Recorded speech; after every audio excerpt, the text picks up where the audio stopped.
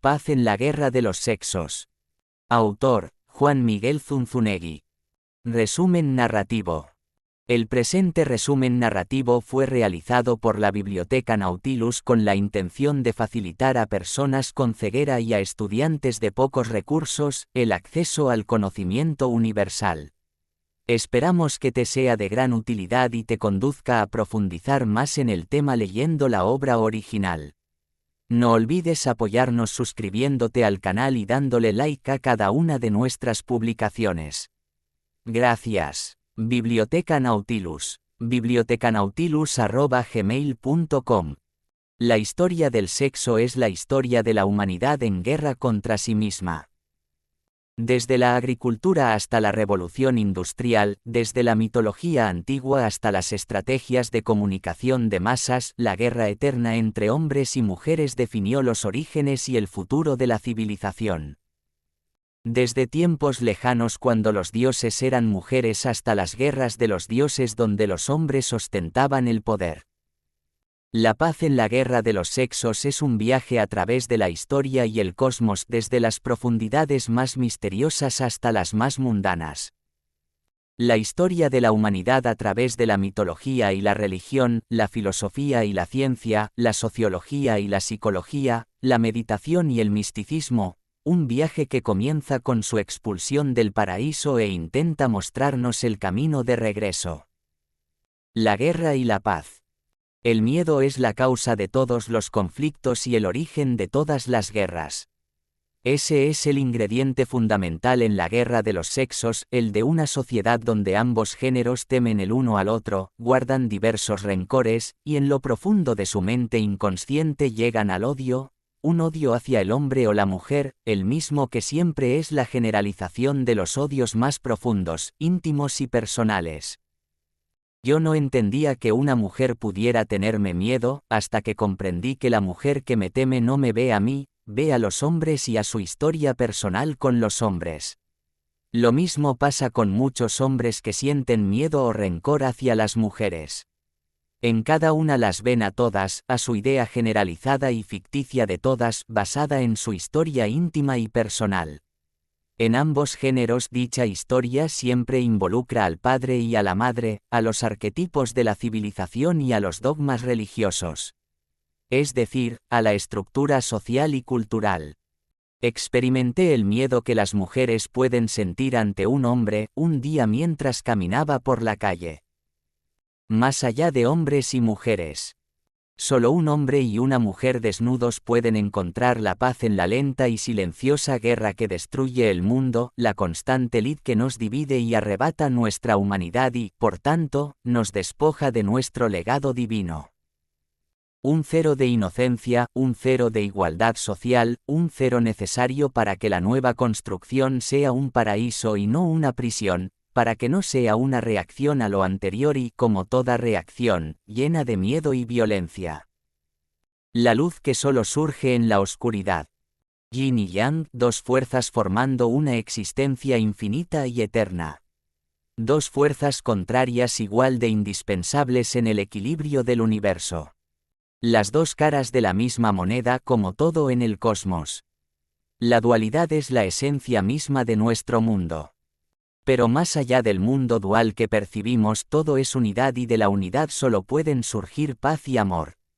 Solo en la unidad está la plenitud, la felicidad absoluta que es el legado de cada ser humano, su derecho inalienable.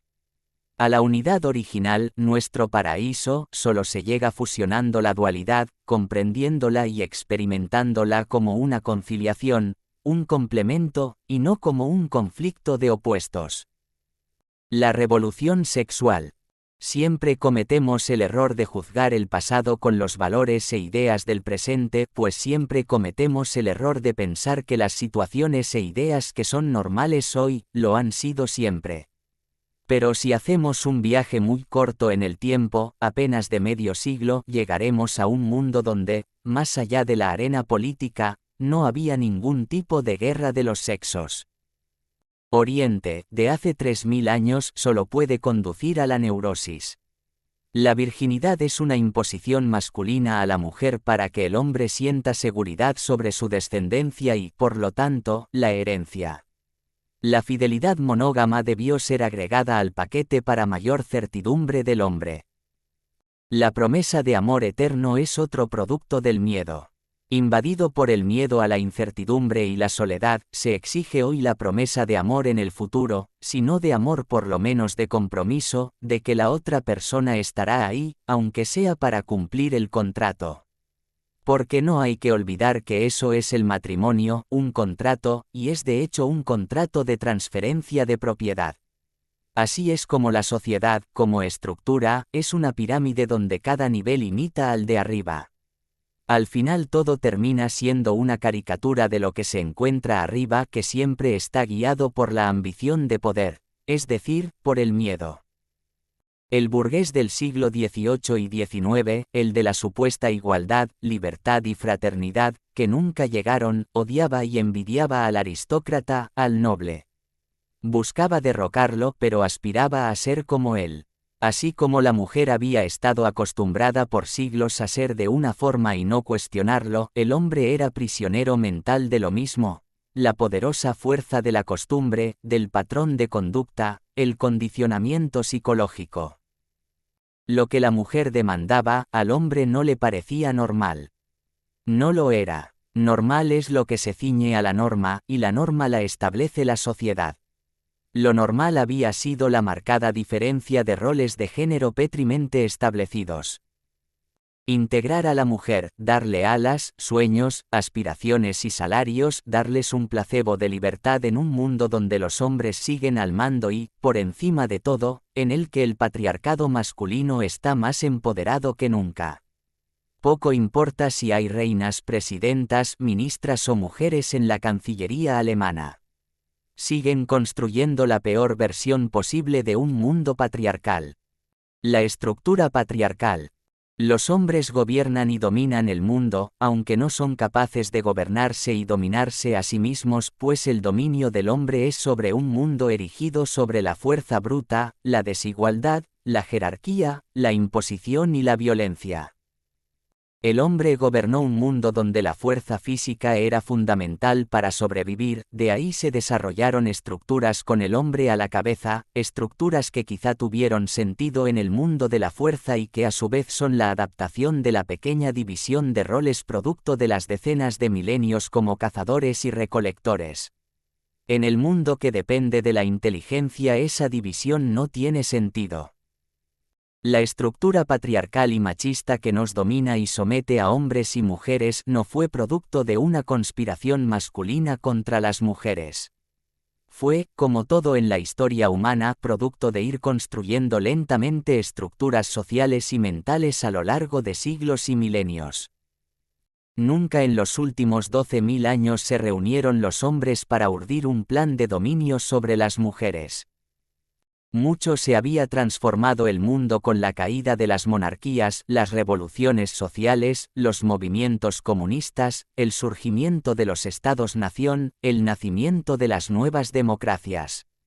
Pero en el fondo todo seguía igual a como ha sido desde el origen de la civilización hace unos 6.000 años, muy pocos arriba sometiendo a muchos abajo, unos pocos privilegiados, junto con su casta sacerdotal y guerrera, que viven del trabajo de todos los demás. Eso es patriarcado, aunque una mujer esté al mando de la nación más poderosa o del Fondo Monetario Internacional. Hombres y mujeres han luchado desde diferentes niveles a partir del surgimiento de las sociedades agrícolas hace miles de años, cuando el hombre perfeccionó el concepto de propiedad privada, que se aplica principalmente sobre la mujer, lo cual la convirtió en un objeto. Lo masculino y lo femenino están destinados a amarse, pero no puedes amar a un objeto ni a un propietario. La mente machista.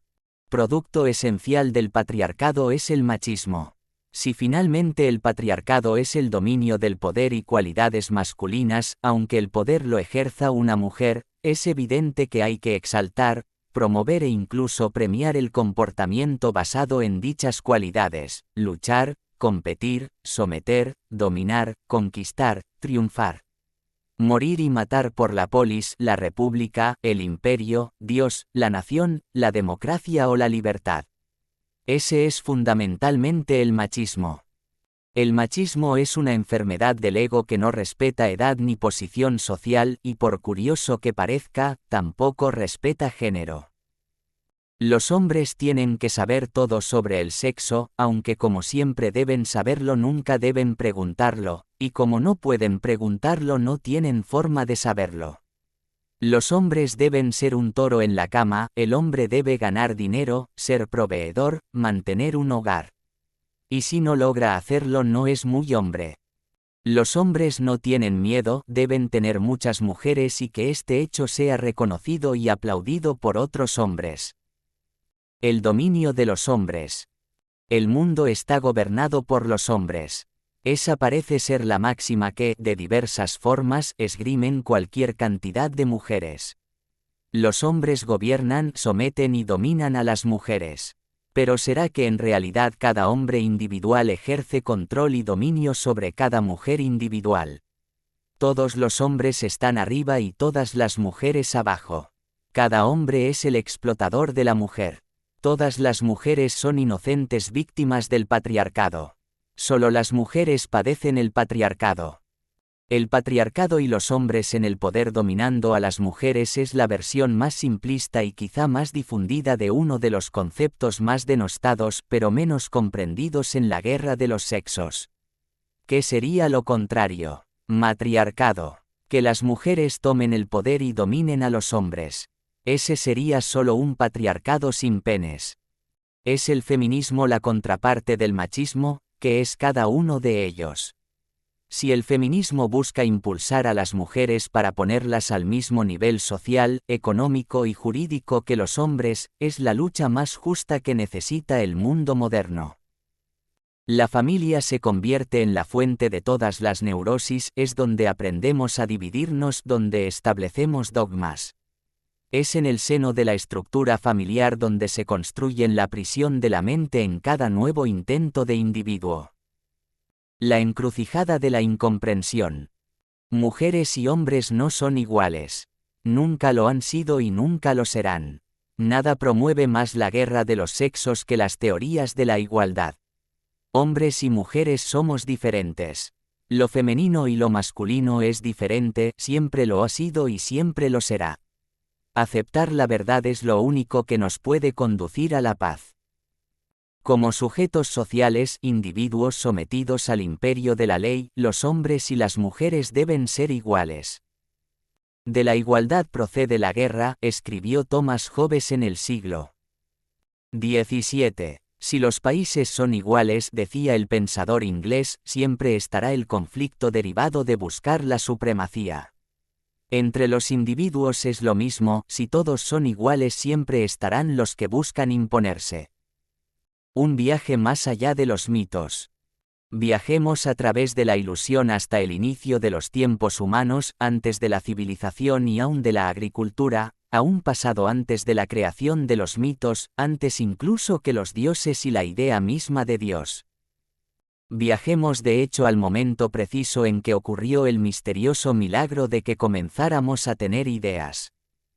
Saltemos al momento en que nacieron, tomados de la mano, la palabra y el pensamiento. Ese humano fue el que en aquel lejano ayer abandonó África, cuna de todos los humanos, y se propagó por el planeta a lo largo de unos 1000 siglos. Todo esto ocurrió en el contexto de un mundo congelado.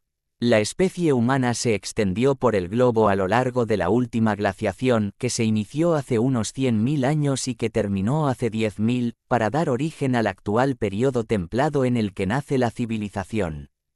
Ahí, en el inicio de los tiempos humanos, junto con el despertar de la conciencia y el pensamiento, nació la diosa madre, la primera divinidad. El principio femenino es el verdadero principio, de donde todo surge, donde todo acontece, el espacio donde pueden ocurrir el tiempo y el espacio, es el universo siendo y conteniendo todo, el vientre donde nace la vida, la matriz universal donde todo ocurre, la madre tierra, la que a todos acoge, la que siempre da y siempre se entrega, es la tierra que da sus frutos, la que da vida en todos los sentidos. Todos los pueblos antiguos veneraron a la tierra que les daba sus frutos y la vida, pero también al sol, que al fecundar la tierra hacía todo eso posible. Siempre el sol emergía de la tierra, siempre llegaba al cenit, siempre comenzaba su descenso a la oscuridad del inframundo a combatir a la oscuridad, y siempre renacía triunfante. Cada día y cada año, el sol y la tierra vivían su romance, su milagroso eclipse de vida. La tierra no puede dar si no recibe.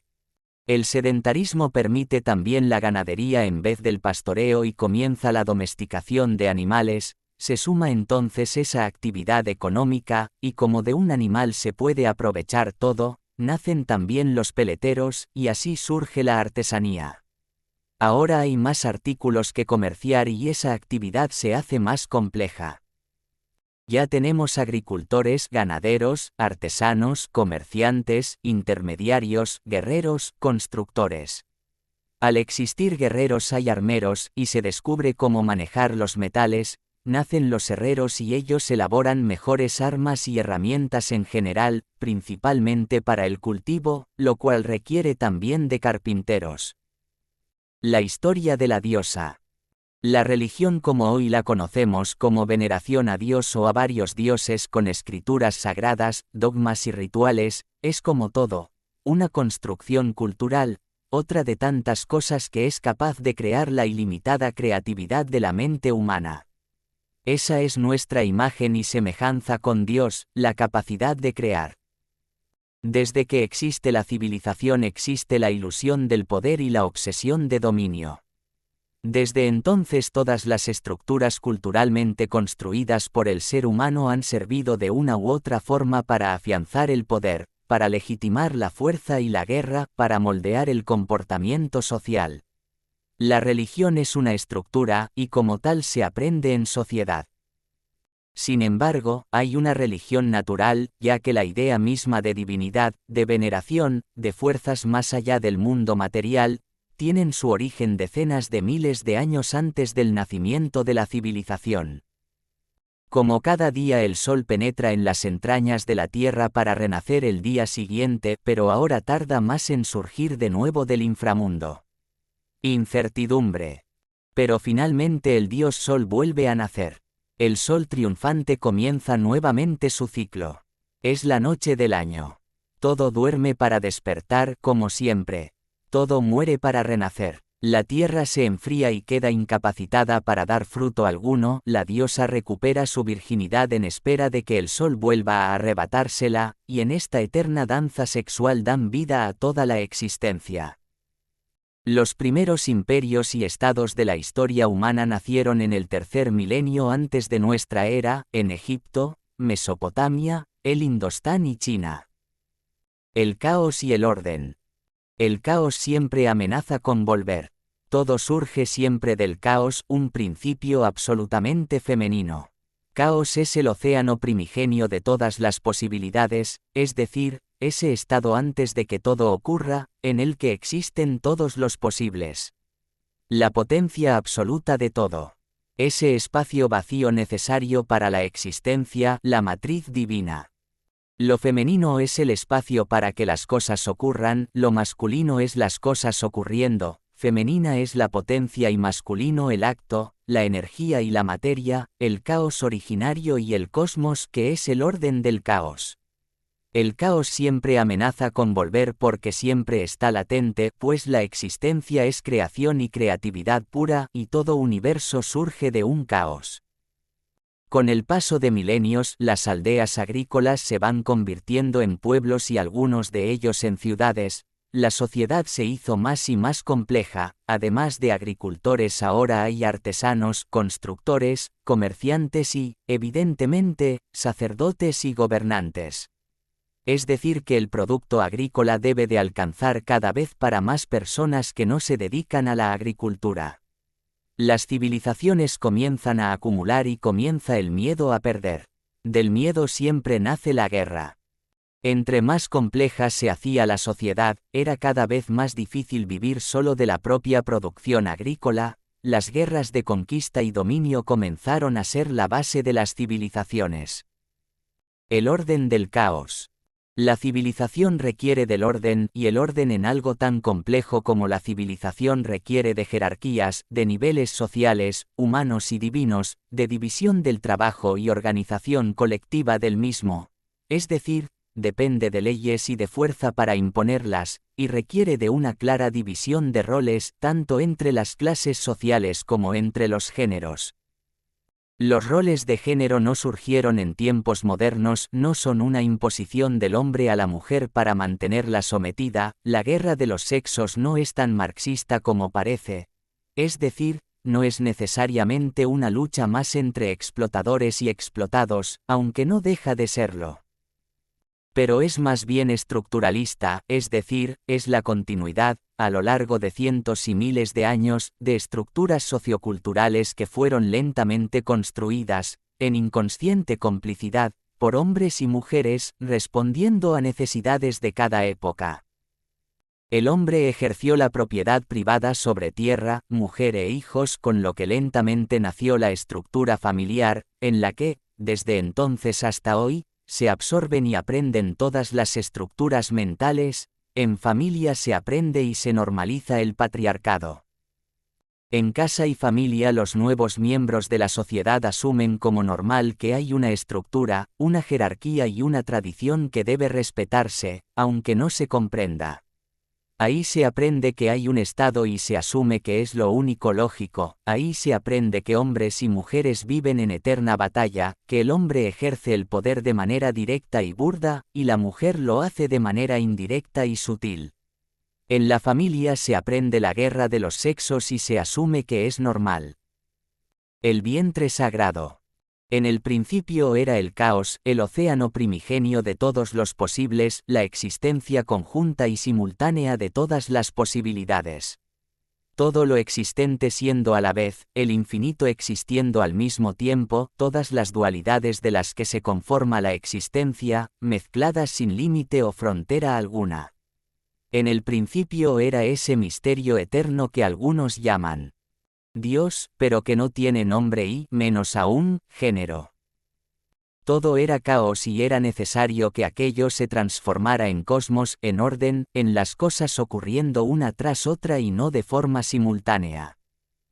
Un mundo que será tan conflictivo o pacífico como lo sean nuestros propios pensamientos. La diosa que se convirtió en bruja. Hubo un tiempo en que el sexo no fue pecado y a los dioses no les importaba la forma en que se practicara. Griegos y romanos, nuestros ancestros culturales, crearon civilizaciones patriarcales y machistas en las que la mujer fue relegada a posiciones inferiores, pero no le era negada ni arrancada su sexualidad. La virginidad era una opción religiosa en muchas tradiciones, pero nunca una imposición. Y a falta de conceptos tan cristianos como culpa y pecado, relacionados con el sexo, el hombre no le temía a la mujer. Dentro de aquel patriarcado finalmente había diosas que, aunque fueron relegadas, dejaban clara la presencia de lo femenino en lo divino. Había sacerdotisas y mujeres poderosas, y el hombre no dejaba de reconocer en la mujer algún tipo de poder extraño que ellos no poseían, ese contacto con lo sagrado, con las fuerzas naturales, esa relación con la siempre sagrada Madre Tierra. La mujer no dejó de ser mágica ni hechicera. La cultura católica medieval llenó al hombre de miedo hacia la mujer, y fue así como de pronto la diosa se convirtió en bruja. Culturalmente, todos en Occidente somos hijos de la tradición llamada judeocristiana. Uno puede o no ser creyente, puede ser ateo consumado, pero 2000 años de cultura moldearon la mente de los occidentales.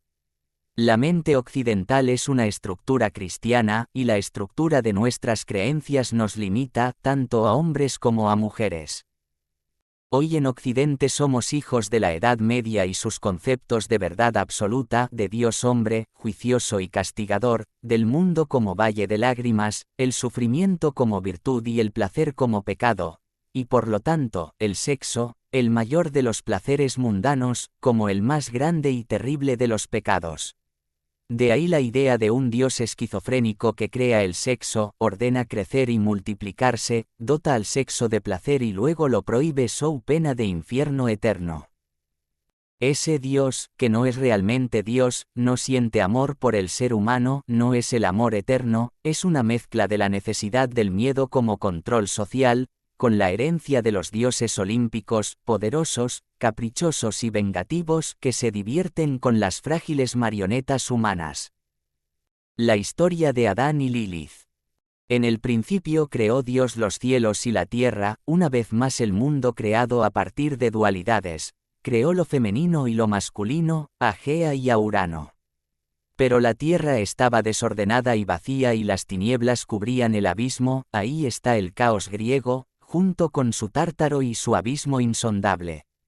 Pero el Espíritu de Dios se movía sobre las aguas, ahí está el amor, ahí está Eros como fuerza creadora. Siguen las dualidades femenino-masculinas del relato bíblico, la luz y la oscuridad, el día y la noche, el horizonte como frontera entre los cielos y los mares, y también la división de los mares y la tierra. Claro que también establece Dios que deben unirse con lo que determina la fusión de lo femenino y lo masculino. Lo más importante de todo el relato, estaban desnudos. Había inocencia y por eso había paraíso. Pero ¿qué fue de la primera mujer, la que fue creada en el primer capítulo del Génesis en igualdad con el hombre? En fuentes talmúdicas y en versiones apócrifas del Génesis se aclara el misterio. La primera mujer de Adán se llamó Lilith y como su contraparte que era absolutamente su igual, lo cual disgustó mucho al primer hombre, que gustaba de ejercer dominio sobre su mujer. El relato simbólico del poder gira en torno al sexo. Una ilustración masculina sin luz femenina. La principal desigualdad política y social entre hombres y mujeres comenzó, irónicamente, con la Revolución Francesa, esa que nunca obtuvo, porque nunca buscó, libertad, igualdad y fraternidad. Desde la caída del Imperio Romano, en el siglo V, y hasta el siglo XV, durante la llamada era feudal, hombres y mujeres eran bastante iguales, por lo menos dentro del 98% de la población, que eran precisamente los siervos feudales, los campesinos. ¿Hombres y mujeres tenían los mismos derechos? Ninguno. El machismo era un fenómeno que podía verse dentro del resto de la población, el 2%, los nobles. La mujer y el hombre feudal trabajan por igual para poder estar un poco por arriba del límite de la subsistencia. Condorcet redactó un esbozo de constitución para Francia en el que se garantizaba la equidad de género, principalmente en la política y la educación, pero el marqués militaba en el bando moderado de los girondinos, y las revoluciones siempre son ganadas por los radicales, en este caso los jacobinos de Robespierre, y en esa revolución de fraternidad Condorcet fue arrestado y condenado a muerte por pensar diferente. Al parecer se suicidó en su celda en 1794. No importaba si ella lo aceptaba o no, en la mente de Napoleón fue donde todas las mujeres siempre lo rechazaron. Así pues, el emperador de Europa sentía profundos rencores hacia su madre, y por añadidura a todas las mujeres, porque así es como funciona la mente humana. La mente generaliza experiencias individuales para vivir la ilusión de conocerlo todo. El conflicto de un individuo, hombre o mujer, contra lo que llaman patriarcado, es la generalización del conflicto personal, individual, íntimo, contra su propio patriarca, sea su padre o su madre. Hombres y mujeres de la monarquía y la aristocracia sometían a hombres y mujeres del pueblo. Fue el siglo de Marx y el manifiesto del Partido Comunista. El famoso final de ese texto, Proletarios del mundo, uníos, no hacía distinción de géneros, pues la igualdad de la mujer en las clases bajas era evidente. Podía compartir la miseria y las jomadas laborales de 14 horas con el hombre. Eso, de hecho, ocurre a diferentes niveles en cada país y en cada cultura. Infierno y paraíso. Una estructura basada en el poder y en el dominio y, por lo tanto, en la violencia, solo puede producir guerra. Patriarcado y civilización han ido creciendo de la mano desde la revolución agrícola, por eso civilización ha sido también sinónimo de guerra. La civilización nació con pensamiento imperial, esto es expansión, imposición, sometimiento, conquista. Los humanos hemos evolucionado en muchas cosas, pero dentro de este tipo de estructura, nada evolucionó más que nuestra capacidad de destruirnos. Hasta el siglo XVIII las dinámicas de la guerra habían cambiado muy poco, y lo más importante, aunque cada líder estaba dispuesto a ir a la guerra con tal de imponer sus razones y obtener sus deseos, la guerra siempre fue un medio para alcanzar el fin, y se buscaba que la guerra terminara. En el siglo XX la guerra es el fin en sí mismo y no se busca ganarla, no se busca que termine nunca, ya no se hace la guerra para obtener algo, se hace por la guerra misma. Fue en el siglo XIX cuando la guerra comenzó a cambiar. A principios de dicha centuria, Napoleón aún combatía con infantería, caballería y artillería, con un estilo no muy diferente al de los últimos milenios. La prisión de la guerra de los sexos. Los prisiones tienen hoy en día a las mujeres, las de su histórico y legendario sometimiento, y las de su novedosa liberación.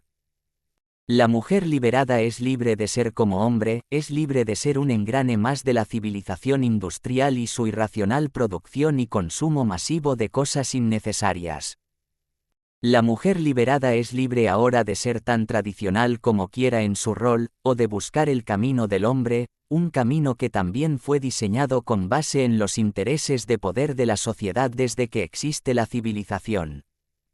Tradicionalmente, se educaba a la mujer para caer bien, para ser atenta y amable, ser virtuosa para el hombre, ser culta solo en ciertos temas, ser reservada y discreta, siempre para beneficio y tranquilidad del hombre. Hombres y mujeres sin sentido. Nada hace más terrible la vida humana que la ausencia de sentido, vivir desorientado y a la deriva. Nada es más sombrío que simplemente sobrevivir, y a eso parecemos estar condenados. Sobrevivir por separado y en eterno conflicto, sobrevivir con miedo y, por lo tanto, sin amor. Es la mayor insensatez y el más escalofriante sinsentido. Sobrevivimos por separado, lo cual es la esencia de la guerra. Solo en la unidad está la paz. Pero la unión necesaria va más allá de hombres con mujeres, mujeres con mujeres u hombres con hombres. Necesitamos vivir la unión de lo femenino y lo masculino dentro de nosotros mismos, pues es la única forma de buscar y encontrar esa unión en el mundo. De regreso al paraíso. Hace ya tanto tiempo que nos exiliamos a nosotros mismos del paraíso que no recordamos nada sobre él. Unidad significa que todos somos uno, que no hay diferencia real entre ningún fenómeno del universo, desde las estrellas en las galaxias más lejanas hasta la delicada fila de hormigas, eternamente siguiendo un camino, entre la estrella más brillante y el átomo más ligero. Todo hecho de la misma materia, materia que es la manifestación de la única energía. En la unidad todo conflicto es ilusorio, una interpretación humana desde una mente llena de división, de miedo, de resentimientos y de culpa. Un complemento de su ser que lejos de disminuirlo lo engrandece. Mujeres dominadas por su lado masculino como única forma de sobrevivir, sumadas a la guerra, a la competencia y a la obsesión de poder.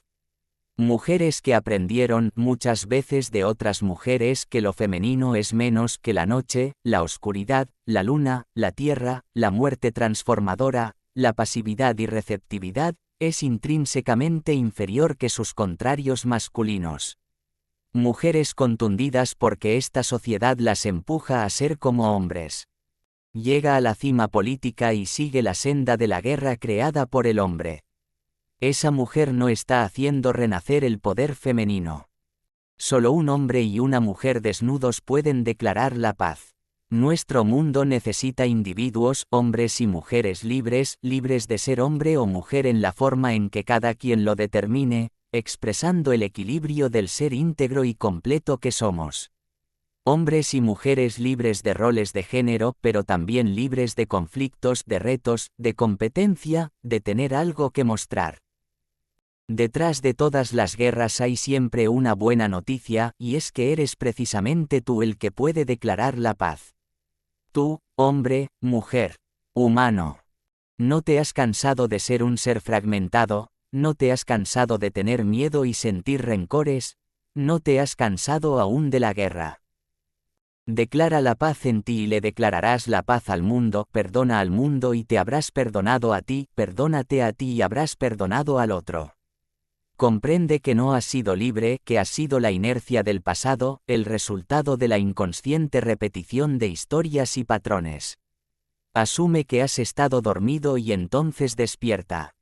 Fusiona tus contradicciones, une tu luz y tu oscuridad, sé la hermosa totalidad que eres.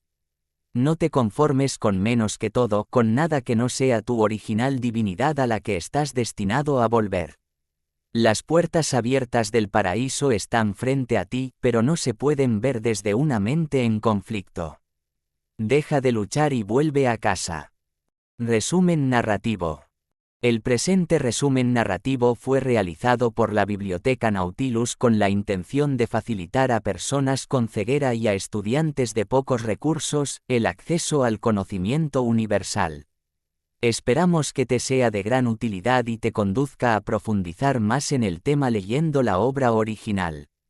No olvides apoyarnos suscribiéndote al canal y dándole like a cada una de nuestras publicaciones. Gracias. Biblioteca Nautilus. bibliotecanautilus@gmail.com